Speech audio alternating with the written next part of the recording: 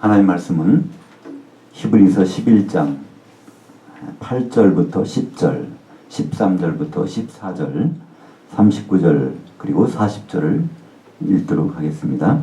믿음으로 아브라함은 부르심을 받았을 때 순종하여 장래의 유업으로 받을 땅에 나아갈새 갈 바를 알지 못하고 나갔으며 믿음으로 그가 이방의 땅에 있는 것 같이 약속의 땅에 거류하여 동일한 약속을 유업으로 함께 받은 이삭 및 야곱과 더불어 장막에 거하였으니 이는 그가 하나님이 계획하시고 지으실 기초들이 있는 성을 바랐습니다.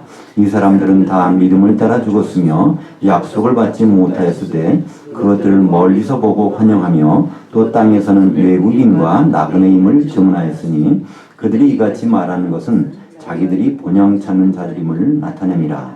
이 사람들은 다 믿음으로 말미암아 증거를 받았으나 약속된 것을 받지 못하였으니 이는 하나님이 우리를 위하여 더 좋은 것을 예비하셨은즉 우리가 아니면 그들로 온전함을 이루지 못하게 하려 하심이라.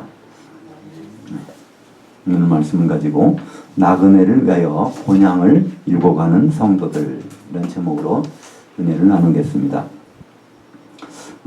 제주도에 중국인 그들의 부동산 사재기 바람이 거세게 몰려오고 있다고 합니다.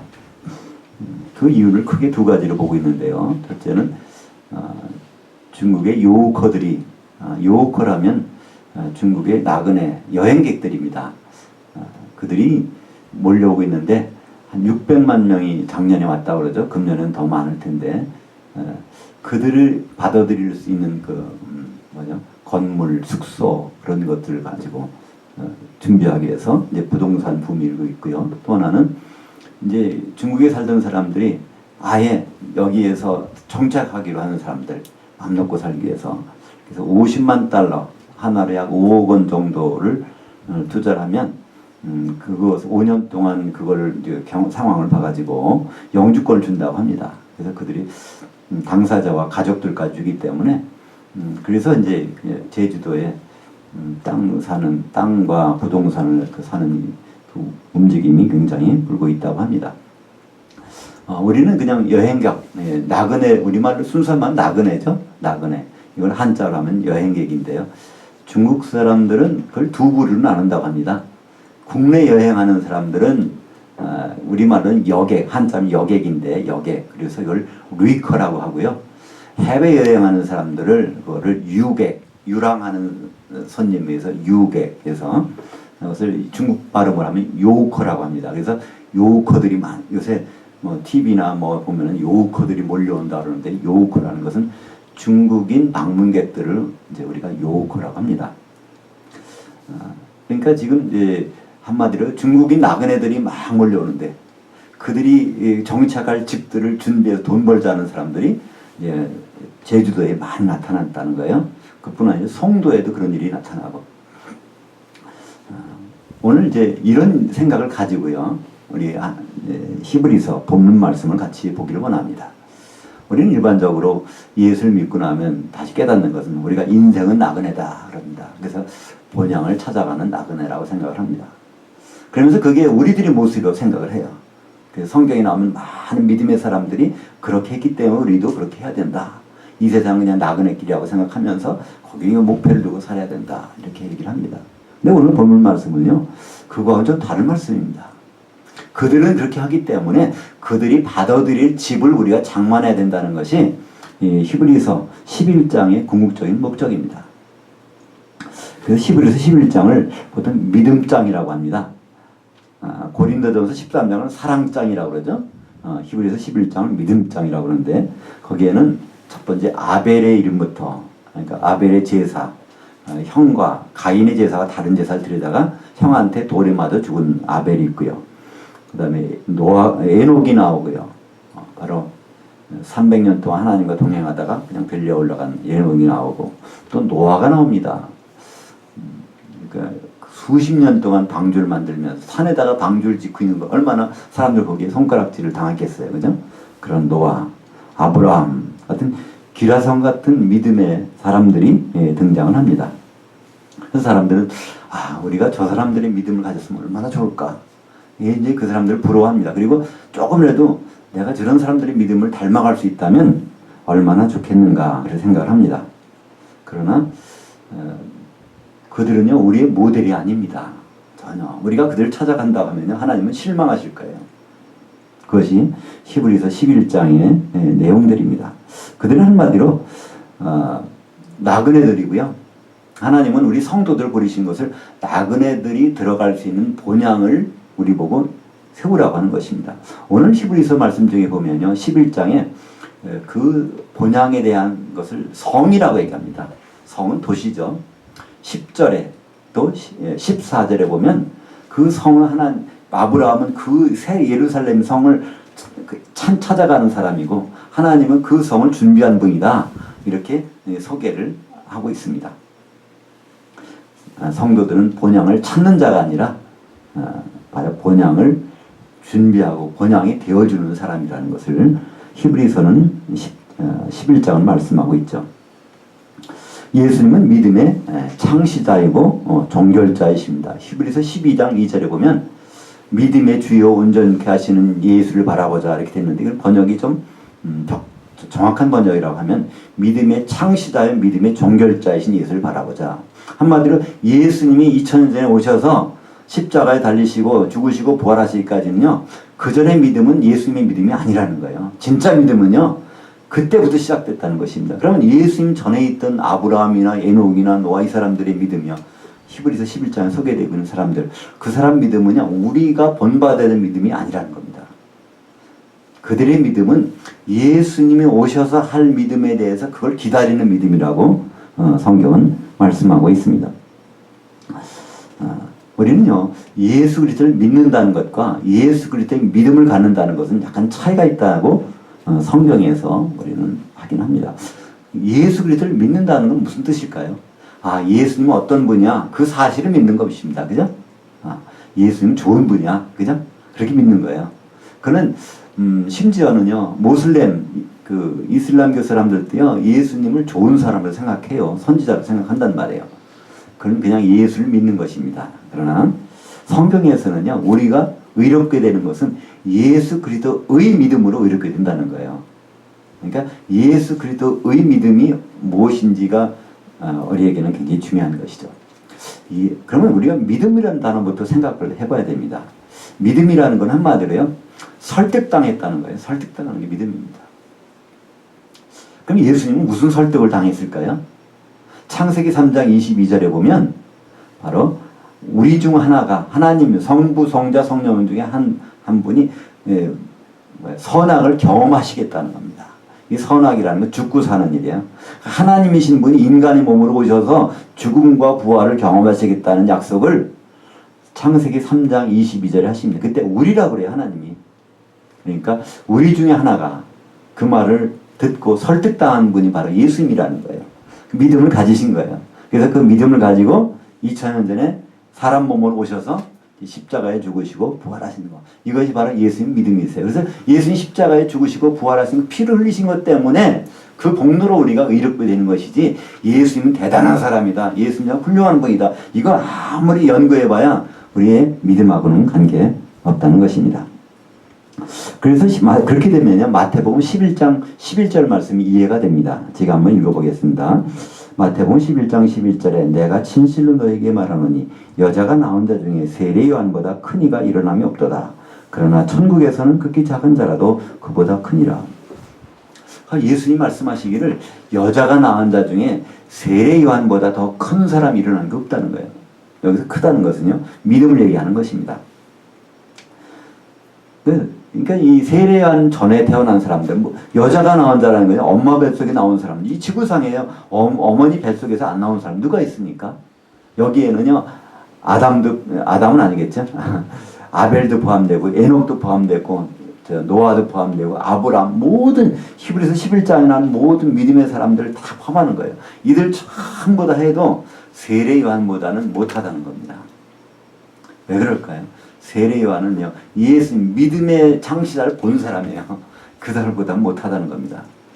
그래서 예수님이 근데 세례 요한은 천국에 있는 사람보다는 천국에서 맨 마지막 사람보다는 작다는 거예요. 그러니까 세례 요한은 천국에 못 들어갔다는 것입니다. 그러니까 예수님을 믿지는 못한 거예요. 결국은요. 예, 세례요한은.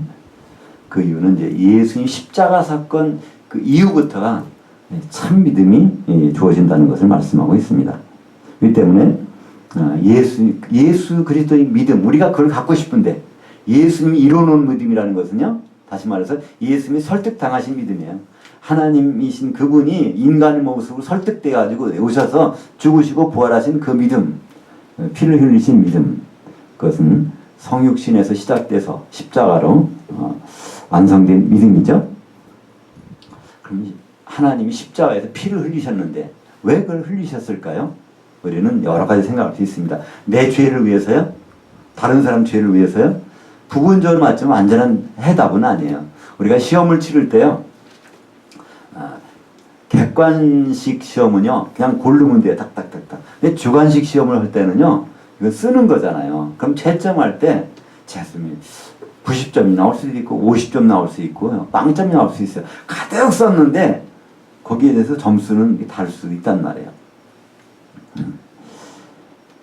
바로 그 예수님이 십자가에서 왜 피를 흘리셨는지 여기에 대한 정답은요, 사도행전 20장 28절에 나옵니다. 하나님이 피로 사신 교회라고 나와요.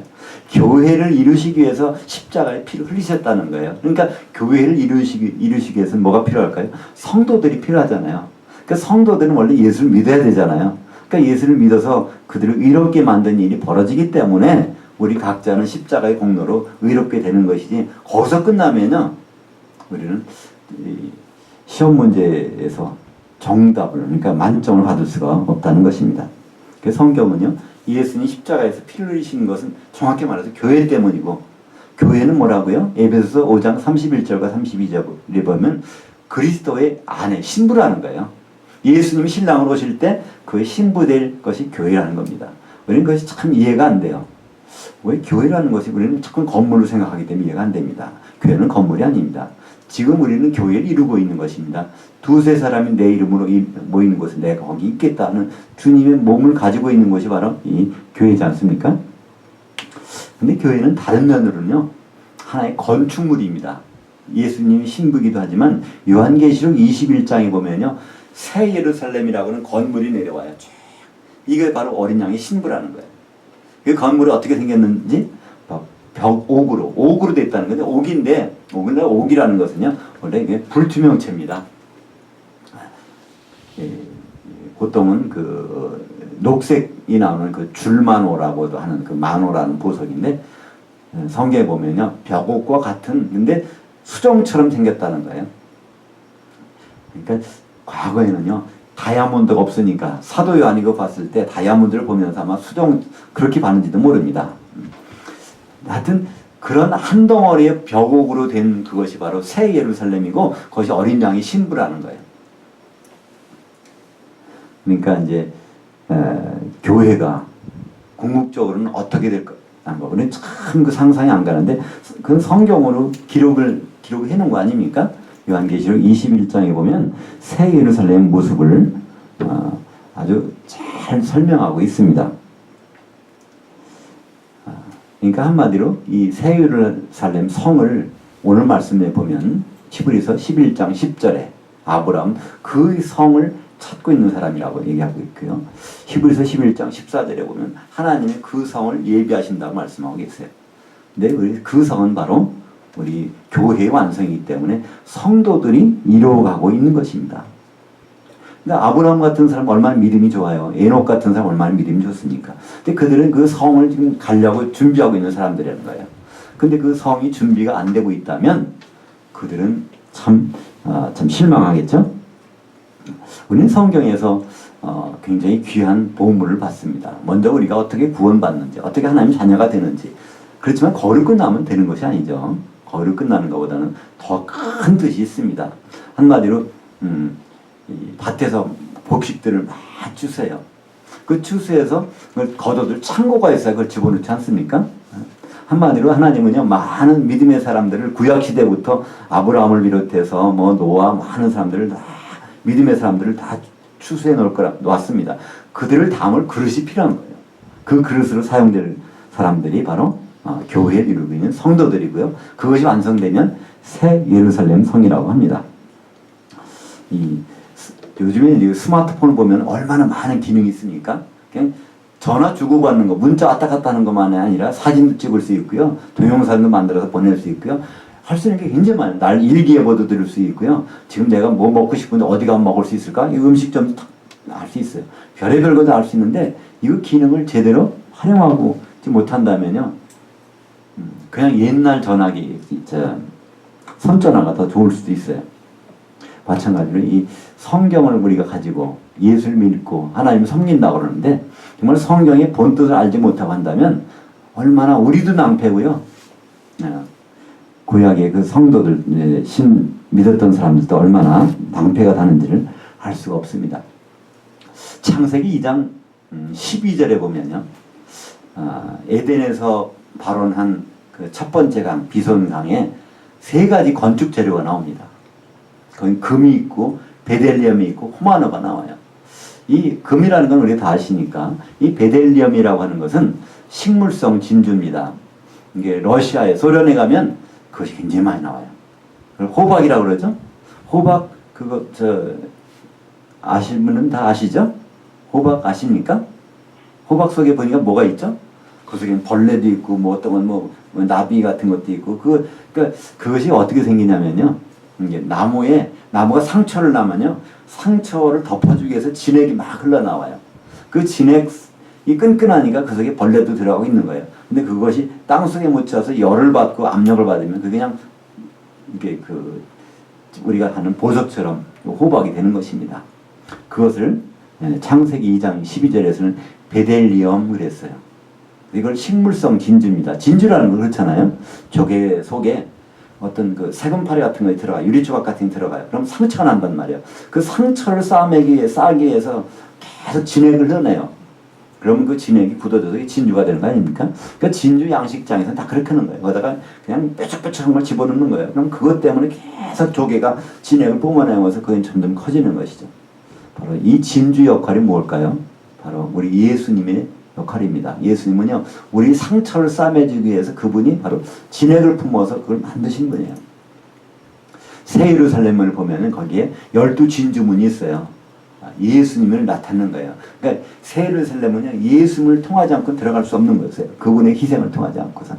근데 또 하나가 있는데 호마노라는 보석입니다. 이 보석이라는 거는요, 뭐든지 이 보석은요, 원래 물질이 아니에요. 다 변화된 거예요.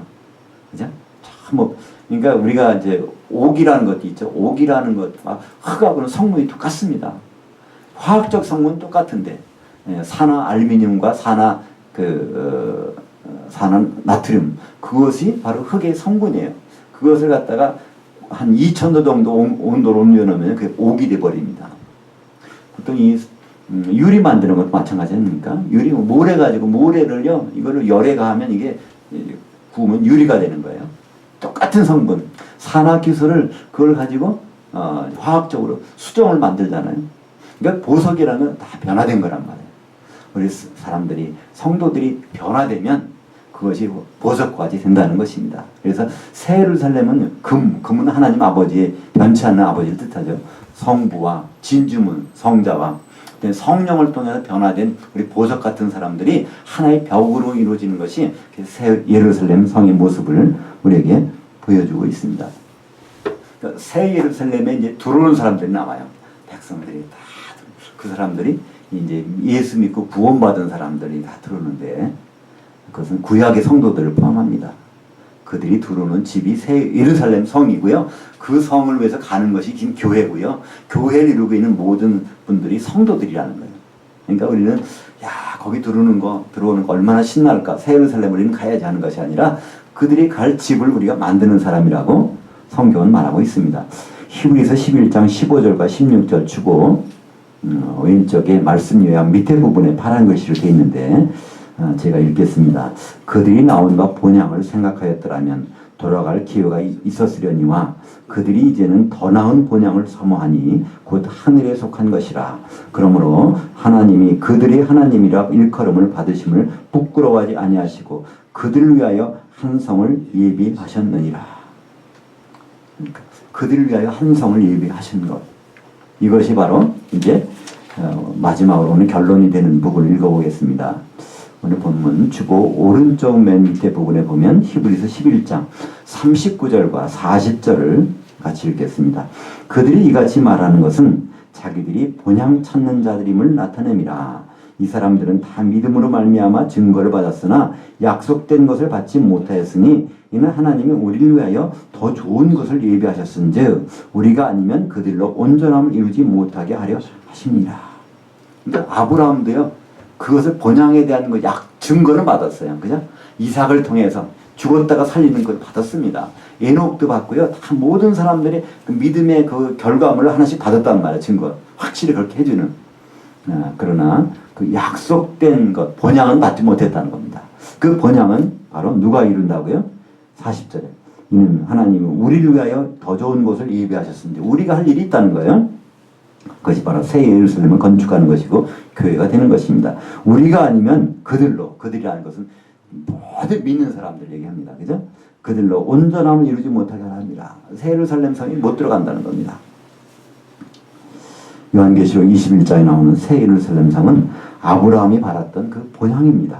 성도들은 새 예루살렘에 들어가는 것으로 우리 만족하는 사람이 아니에요. 더 높은 부르심이 있습니다. 성도들은 새 예루살렘을 이루는 한 덩어리의 보석이라는 거예요. 이 본향이란 말은요, 본래의 고향이란 뜻이죠. 이 고향이란 말을 한자로 보면요, 오렐 고자 아비부자입니다. 아버지가 오래전에 살던 집이라는 것이, 그 동네가 바로 고향이라는 뜻이에요. 성도들은 바로 그 새 예루살렘을 찾아가는 자가 아닙니다. 아버지 집, 그 집을 이루는 사람이에요. 바로 본향, 고향을 이루는 사람들입니다. 한 덩어리 우리가 돼서 한 덩어리로 교회로, 이것이 주님 오시면 공중에 올라갔다가 천년이 지난 다음에 그것이 새 예루살렘으로 쫙 내려옵니다. 그때 백보자 심판에서 심판받고 생명책에 이름 있는 사람들은 그 성으로 다 들어오게 되는 것이죠. 성으로 들어오는 사람이 있는가 하면 요한계시록 3장 12절에 말씀합니다. 이기는 자는 내 하나님의 성전의 기둥이 되게 하리니. 성전으로 들어오는 사람이 있고 아예 성전 기둥이 된 사람들이 있단 말이에요. 성전 기둥은 누굽니까? 성도들이죠. 제가 요즘에 그 선주를 아주 장시간 보는 일이 생겼어요. 그러니까 그건 이제 좋아하는 것이 만화 영화를 틀어주면요 아주 좋아해요. 근데 좋아하는 만화 영화가 있어요. 근데 거기 보면은 건물이 말을 하고요, 생각도 하고 다 그래요. 그래서 그 느낌도 같고, 사실은 성경에서 새 예루살렘은 어린 양의 신부입니다. 인격체예요. 우리가 생각하는 그냥 무생물이 아닙니다. 그러나 그 인격체가 바로 우리들의 모습이라는 거예요. 성도들이 한 몸으로 모여가지고 그것이 아름답게 연결돼서 한 세마포 옷을 입은 어린 양의 신부가 되고, 또 조금 지나면 그것이 새 예루살렘이 되고, 또 그 속으로 들어오는 많은 믿는 사람들이 들어오게 되고, 바로 그 일을 위해서 우리는 선택된 사람들입니다. 우리는 그 나그네들, 이 세상에 바로 하나님을 믿고 나그네처럼 사는 사람들, 그 사람들의 본향을 우리가 일궈가는 하나님의 선택된 성도들입니다.